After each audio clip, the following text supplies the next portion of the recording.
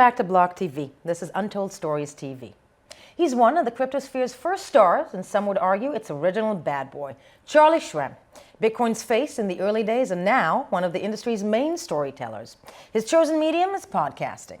Shrem hosts the massively popular Untold Stories, where twice a week he conducts a lengthy and in-depth conversation with the biggest, most experienced, and most influential figures in the business. BlockTV, BlockWorks Group, and of course Charlie Shrem are bringing you a taste of Untold Stories on TV. And this week, we are featuring Charlie's interviews with Peter McCormack, Andrew Kiguel, and Jeff Garzik. So without further ado, I'm joined from Florida by none other than Charlie Shrem himself. Charlie, how are you? I'm great. It's so good to be here. I'm really excited to do this. It's lovely to have you on. It's actually incredibly exciting for us, you being one of these first heroes of the sphere. And let's touch on the first interview that we're pulling from from this week, which is a special one. It was your 50th episode, where you got a chance to speak to an equally accomplished podcaster, storyteller Peter McCormack. And Peter, for those who aren't familiar, is the host of What Bitcoin Did, which he launched in November 2017, now nearly 200 episodes in. And I'm wondering with you, first of all, why did you choose Peter for this anniversary podcast? I thought about it for a while, and an actually interesting untold story, a little tidbit to the side is, I was actually supposed to have Larry King, the famous Larry King, do this 50th episode with me. Yeah, I was on a plane to Las Vegas like the night before to do this with him, and I got a message from his manager while I was on the plane saying that Larry had a medical emergency and he couldn't do it. And I had a deadline and everything. And I'm really happy about it because in hindsight, Larry doesn't know me. And when I'm celebrating my 50th episode, I wanted someone who really knew me and who knew how to, who knew Bitcoin and who knew how to have a conversation. And so I'm like they say, like make lemonade from lemons or whatever. I'm not happy that Larry got into a medical emergency and he's okay now, God forbid, but I'm happy that Peter did it. And as the listeners know, it was one of the best episodes I've ever done. It's a great episode. It's actually, it's a perfect time to actually pull up a bit of that episode. It's fascinating to say the least. You explored with Peter the nature of modern news and the problem of neutrality. Let's take a listen before we continue. So what I think is going on is that, someone like Rogan, the reason people like Rogan is like, he doesn't give a fuck, right? He says what he wants. He gives his opinion. He will go on. He will say, yeah, I hunt. I do DMT. I'm an MMA commentator. I don't like some of this trans stuff that's going on, and he will criticize both the left and the right. And you're like, I trust this guy. Whereas if you stick on Fox News, it's going to be very, very right wing. You stick on MSNBC, it's going to be very, very left wing, and you just don't trust them anymore. And so what ends up happening is someone like Rogan ends up getting a bigger audience, and then also the advertisers are like, well, people like him and they trust him. I'm going to spend money with him. So I think what podcasting is nothing more than the growth of more authentic and trusted media. Well, Charlie, as somebody who entered the podcast world with a splash and is doing so well, do you think it's true that the solution to the old media system, is podcasting? I mean, how are we supposed to have meaningful conversations, debates, discussions over crypto Twitter? And what we're learning is that people do like long-form content.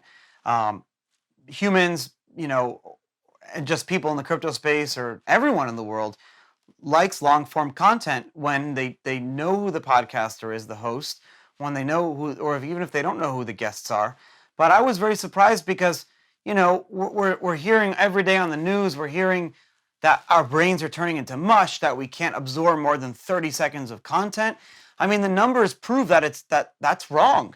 You look at podcasting, you look at longer form YouTube videos, you look at longer form just, online videos, and I mean 20 minutes plus, they're being consumed more than 1 or 2 minute videos are. I mean, there are whole social networks that are launching now under the, assumption that you can only record a 1 minute video like TikTok. So I tried to get onto TikTok and use it, but I can't put a 1 minute video out. What am I supposed to say in 1 minute? Thank you. No, I agree. It's not a very popular opinion amongst old-time media people, so to speak. Charlie, do you consider yourself a journalist? I really don't, because I think that when you call yourself a journalist, it comes with a lot of moral obligation. And also, um, I studied as an economist. I have a degree in economics. I work in the past 10 years in the largest and best socioeconomic experiment the world has ever seen. I can sit here and tell you using real world examples that I've personally been through, how some economic theories work. But you'll still never catch me in public or private ever calling myself an economist. And for that is because I feel like some of these words become diluted and everyone and their mother can call themselves an economist or a journalist. And it's almost lost its like impact, I feel like. So maybe one day I'll call myself a journalist. Maybe. But right now I feel like I'm more of a crypto historian or crypto chronicler. I don't even. I gotta tell, I gotta tell you, Charlie, and I'm standing in the, I'm older than you. And, I've been a journalist for 26 years. And you're totally right. It comes with a moral obligation, but I got to tell you from the sidelines, you're more of a journalist than other people these days. Thank you. But I do want to ask you, because one of the things that's so hard about journalism nowadays is that, exactly as you said, everybody's a journalist or everybody's an economist. Social media may have done that. But throughout your interview, with Peter, you spoke about trolls and trolling, which I think are very prevalent in any sphere now, and something both of you know a lot about. And let's listen to what Peter said to you. I mean, some go too far, but I actually met one of them in real life in I think I was in Munich, and a group of people, and he started then trolling me in person. I was like, "Oh, dude, come on, man! Like, this isn't Twitter." And he was just really going at me and like losing his shit with me, to the point where I was like, "Listen, like, I'm just gonna go. I'm gonna go back to my hotel, and I'm gonna get a flight and go home tomorrow. I don't want to be at this conference, don't want anything to do with it." And it was this weird thing whereby I was like, I've sat there arguing and being a dick on Twitter myself, but when it got into the real world, I was like, "Well, this is weird. What the hell's going on here?" And I didn't want to be part of it. And I think that's the thing. I couldn't agree more with Peter. And I'm asking you, Charlie, because trolling seems to be so prevalent in the sphere. You spoke about journalism. There are some journalists who think that they need to be trolled or they need to troll. First of all, do you ever take it to heart? Because I find it really nasty, this modern age trolling. I used to take it to heart a lot more, and I've learned the best way to not get trolled is to just not set yourself up. Don't put yourself into traps. But at the same time, you're going to get trolled. I get trolled. Someone like 10 minutes ago just called me fat on Twitter. It's just the way it is, right? And so... You're not, by the way. You're not. Thank you. Okay. But trolling is not a bad thing, because it allows us to have conversations that are uncomfortable and allows us to have conversations that we wouldn't otherwise be having. For me, at least, when the line gets crossed is when you start attacking people personally. When you talk about their wives, their children, when you dox them, what that means is like putting their public information on the internet, their private information on the internet. That's like when it starts crossing a line. And it also, like Peter's point, where he said that someone started trolling him in real life, that's happened to me a few times, and it's really annoying, and you almost have to like walk away from it. But to be honest, like to give you another story, like the place where I learned how to deal with trolls was in prison, because you have other inmates who are super passive aggressive that are constantly trolling you, because they're not going to resort to violence unless it's like something really bad. So just constantly trolling and passive aggressiveness and personal attacking, like of your family, your friends. How old were you? When you were in prison, you were in your early 20s, right? Yeah, I was. It all started when I was like 24, and it ended when I was 29. It was like a whole 6 or 7 year saga. And I think, one of the things that you took out of that is actually making you stronger in this sphere than other people. But I'm going to move us a bit along right now, because I can talk to you for hours. On January 16th, you released an interview with Andrew Kiguel. He's the CEO of Hut 8 Mining, and, you had a long conversation about the business of mining, where the industry is going. Once again, a terrific podcast. And Andrew shared the story of how Hut 8 Mining and Bitfury joined forces. So let's have a listen to that bit. I was there, we had our books and our presentations, and basically, you strip down, you put on these towels, and you go into this hot room with a big bottle of vodka, and we just started doing shots and eating Ukrainian food. And at the end of that meeting, We had the name of the company, the structure, how it was going to be run, everything set up. We flew to Tbilisi, which is the Republic of Georgia. I just drank Beautiful some great city. Georgian wine. A friend of mine runs a hedge fund out there, and he sent me a nice Georgian wine. I want to go to Georgia. It's beautiful. It is. Tbilisi was one of the nicest cities I've ever seen, and that's where Georgia's from. And so there were some operations there. We did some due diligence, and by the end of that meeting, I think having spent some time together, we said, yeah, these are the right partners. I think they thought the same about us, and that's how we kicked it off. I'm wondering with you, because this is, by the way, you keep saying you're not a journalist. A good journalist has the ability to get inside personal information from people. This is a conversation when you listen to that I wouldn't hear on Bloomberg. And you have a way of getting, information out of people that they wouldn't say any other place. Did you ever see yourself becoming this? I mean, potentially, but I mean, it's such a perfect story because it so epitomizes like our industry, how you have like arguably one of the biggest partnerships in our industry of that year, Bitfury and Hut 8 Mining, and they've mined over 12,500 Bitcoin last year. Huge, huge company, huge mining farm, one of the largest. And they're literally like their whole deal and the whole relationship and the partnership happened in Georgia. Happened in a sauna. It's just, I love it. And there's so many other stories of, I could tell you how Ethereum was pitched in a hot tub, actually originally, and I could tell you how I was pitched another company in a sauna too. It's, for some reason, crypto people love saunas. I don't know why. Look, schwitzing is usually, underappreciated. I'm with you on that.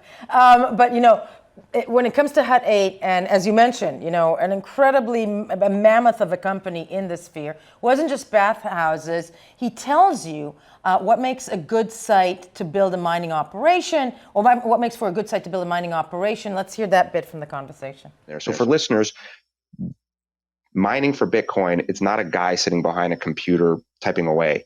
These are just motherboards sitting there that run 24 hours a day, 7 days a week. They need a cool environment because computers give off a lot of heat. And so when we're looking at sites, we're looking for is there a ton of land there for us to use? Both of our sites use, I think Medicine Hat's 11 acres and Drumheller's about 8 acres. And we just have these freight containers that are laid out and plugged into electricity sources and the internet. And so when we look at this stuff, we're looking at political environment. Is it a friendly place? You can get real cheap power in Venezuela, but no one's going there.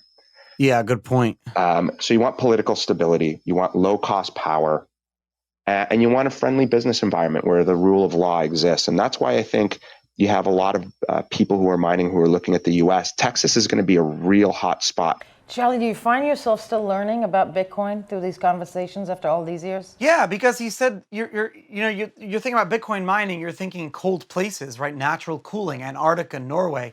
You're thinking Antarctica or Norway, these cool places, and then he's like, yeah, Texas is going to be the hot spot for mining. It's the hottest place in the country besides for Florida. It's just desert or whatever. And so I'm always learning. Every single episode, I learn something new. But I purposely book guests that I know I'm going to disagree with, and I purposely book guests that I've disagreed with in the past. So I have guest book. I have Justin Sun from Tron coming on. I have I have the lead developer Amari Shetrit from Bitcoin Cash coming on. He's a good friend of mine. I don't believe in Bitcoin Cash, but Amari's a brilliant person, and there's a lot I want to learn. I want to talk about scaling. Obviously, he believes in Bitcoin Cash more than I believe in Bitcoin. I need to understand why, and I need to understand the history. I need to understand. Even if I don't agree, I want to get into people's heads because at the end of the day, I feel like we're all rational. And so if someone's going to create a rational argument to themselves and come up with their own conclusions, and they're already brilliant people, then I want to get into that thought process, and then I want to take that thought process out and have it on a show where the listeners can understand as well. What you just described, by the way, is journalism. FYI. But one of my favorite, and recently one of my favorite podcasts was the podcast where you had the chance to speak to one of the true pioneers of Bitcoin, Jeff Garzik, who's like the Wozniak, one can argue, of, of the sphere. He's the co-founder of Mathematicians and Technologies. And let's first listen to a clip where, just to put him in context for all of us, this is basically him telling you how he discovered Bitcoin. I found it off a post on a website, slash.org, the tagline, News for Nerds.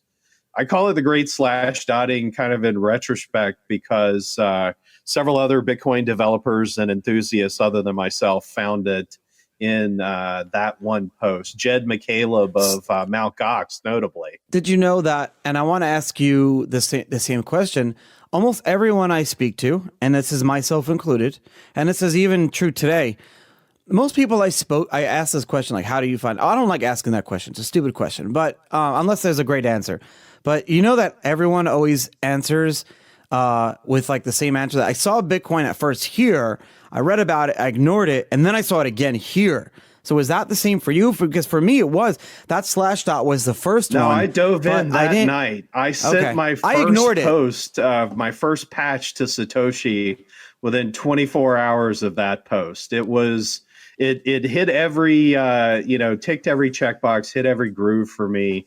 It was like Linux in that it's an open source project, and it was very much a meritocracy. It was not about, who is this weird Satoshi? What's his resume? What are his qualifications? The greatness of his anonymity was that you had to focus on the code because you didn't know who it was.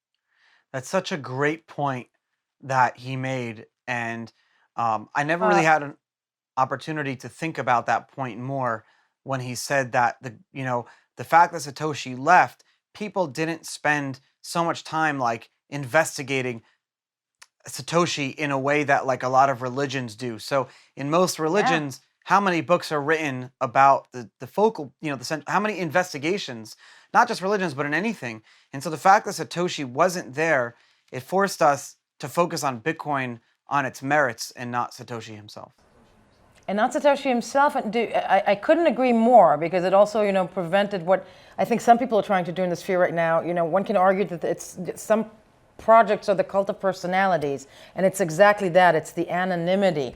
But what I love about that bit is also you being so honest, saying, no, I missed that bit, but that wasn't the thing that ticked my boxes.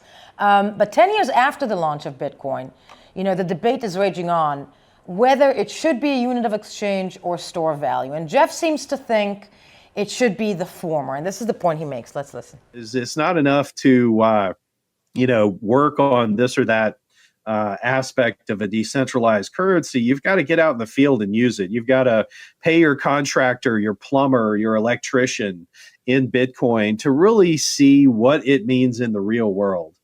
And sort of getting back to that, the sci-fi background is if, as I hope we get to that place where we're all living in the crypto economy, and Bitcoin is a world player alongside the US dollar, the renminbi, stuff like that.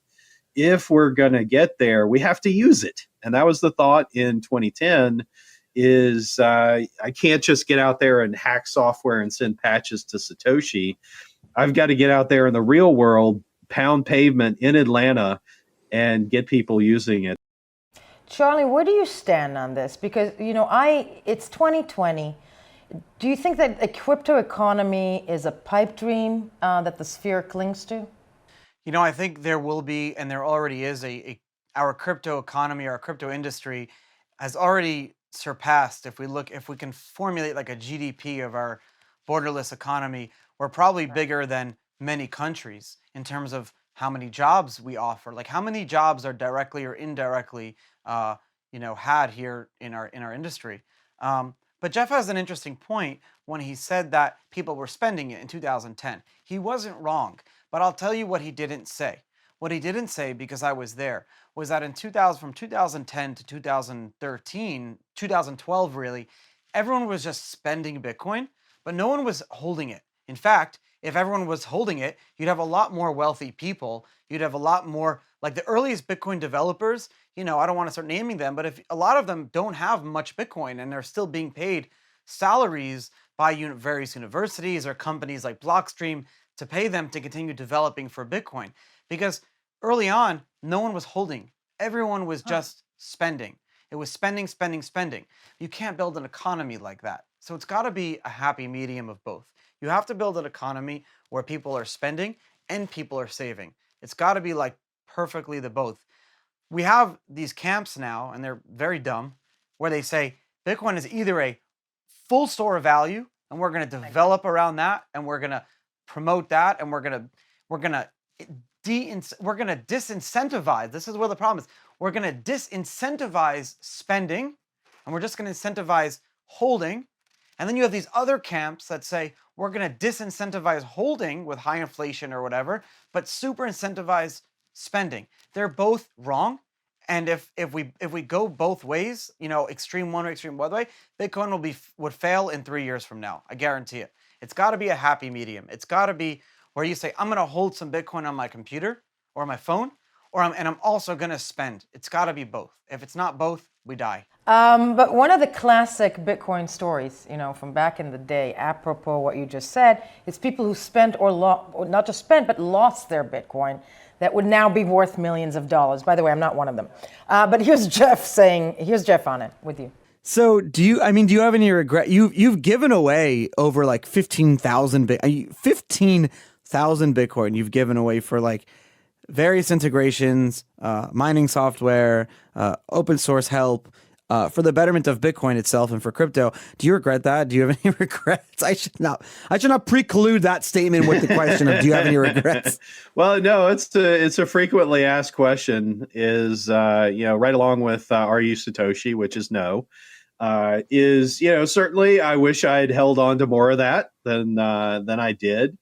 But at the time, it was very important as a sort of amateur economist and market player that not only did I pay with Bitcoin to enhance the Bitcoin industry, but I bought those Bitcoin on the market with US dollars to fully exercise the system. So I paid with fiat, transferred to Bitcoin, and then paid the developers in Bitcoin. And each one of those steps in the early days of Bitcoin, it was very important. Okay, just the quick calculation for that would be that 15,000 Bitcoins would be $150 million today. I'm having my heart's beat racing. That said, did you lose any Bitcoin, Charlie, ever? Yeah. There's the classic example that's public. There's a YouTube video that someone created like a famous BitInstant theme song, back in 2012. And instead of sending him 5 Bitcoin as a tip, I sent him 50. And he responded, he's like, should I send you the 40? You sent me too much, should I send it back? And I said, no, just keep it. So instead of like a $50 tip, it was like a $500 tip. But you know what? It was worth it. Now, how much is 500 Bitcoin today? I mean, it's just crazy. Wow. But that's just one example. Another example is I was sitting next to my friend, and we had both downloaded the Bitcoin software, and I sent him like an immense amount of Bitcoin. This was like 2011, an immense amount of Bitcoin, like thousands. And he was sitting right there. And this was like when I had first downloaded the Bitcoin software for the first time, I think. And my friend was like a tech guy too. So I was like, hey, let's both download this. Downloaded the software, went into IRC, said, hey, can someone send me some Bitcoin? I want to test it out. Someone sent me like 1,000 Bitcoin for free or whatever. And then I sent it to my friend because we both had the software, and he never got it. And now I found out why he never got it. He had the software configured it wrong way, and he hadn't downloaded the full blockchain. But till today, like, we're looking for that laptop. Really? And I think there's a bunch of Bitcoin at the bottom of a safe somewhere in a river in New York, potentially. But that's another story. Okay. Charlie, first of all, this has been immensely pleasurable and always fantastic content that you have on the podcast and a fantastic conversation. I can't thank you for joining us. And for those of you watching, there's so much more excellent discussions on this podcast, Untold Stories, and others which you can find by searching BlockWorksGroup.io. And of course, join us again next time on on Untold Stories TV with a series of new interviews. And for more blockchain and cryptocurrency news, check us also out on BlockTV.com. Thank you for being with us.